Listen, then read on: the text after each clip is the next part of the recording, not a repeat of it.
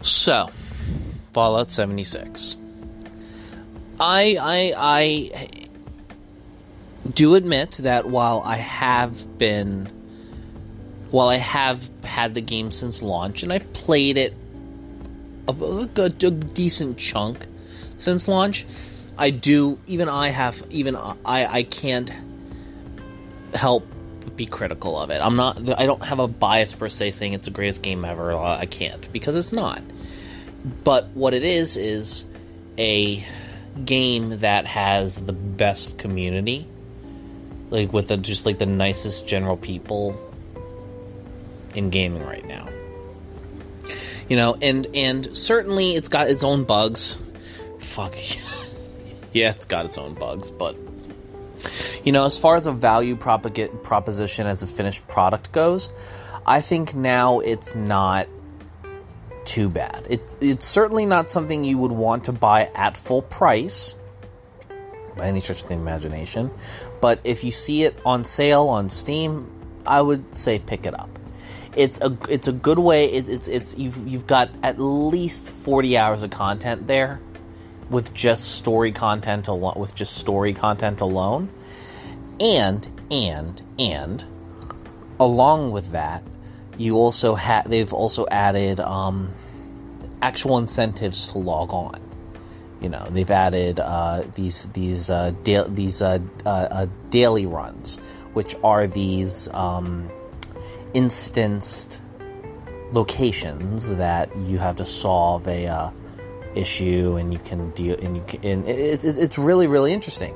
Now, when I said it's still not perfect, it's still buggy, every time I tried to shoot an enemy in that location, none of them would die.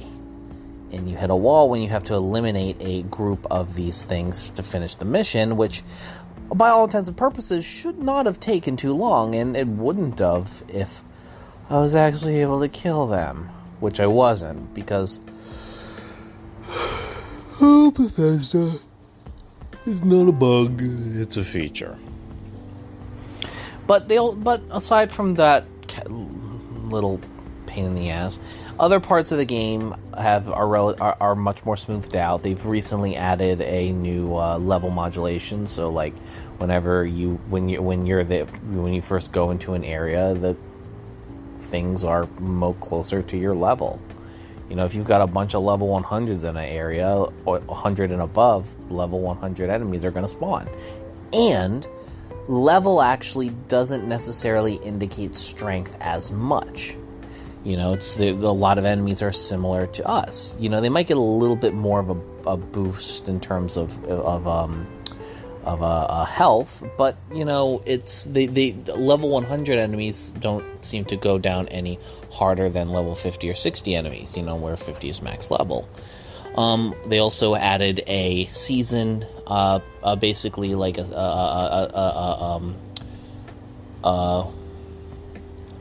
seasonal challenges where you just get items on a game board, and it's similar to like Destiny's like seasons and stuff like that, which is fine and dandy. You get some cool shit, some free cosmetics, some free gear, some free currency, just a bunch of free shit just for playing the game, and it all happens naturally. Nuclear Winter, their battle royale that comes with it, has gotten significantly more tight. The gameplay is a lot tighter. The little quality of life improvements have gotten a lot better. They've color-coded weaponry, so you know what's good, what's bad. They've also, as well as the fact that it's a good way to get a lot of free cosmetics, without having to spend any money. They've also added plenty of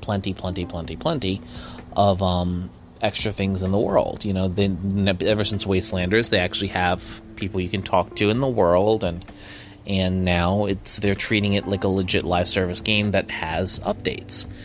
People, and surprisingly, people are still kind. Since PvP has basically been regulated to Nuclear Winter, they've got rid of the survival worlds, and now there's really no reason to ever PvP, which for some people, including myself, that kind of sucks, because world PvP was always kind of fun, especially in the early days of the survival worlds, where I remember very distinctly having a group of people attacking my camp, and it was just they're sieging it, trying to get inside, but just through strategy and placement I was able to repel them. But eventually, because I was stationed right outside a spawn point, they ended up killing me anyways. It is what it is, but it was cool nonetheless.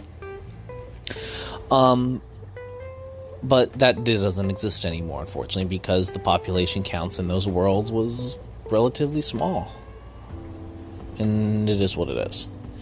Either way, I really did enjoy.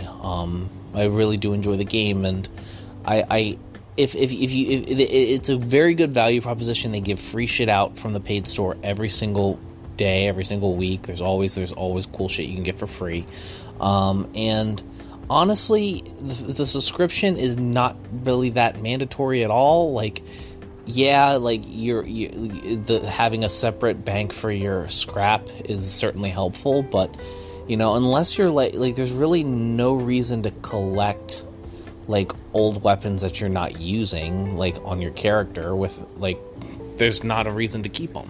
So you just cash them in for legendary script, or you sell them for caps. There's not a whole lot of importance in that regard.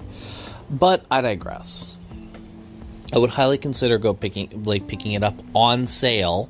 It's similar to No Man's Sky in that regard, and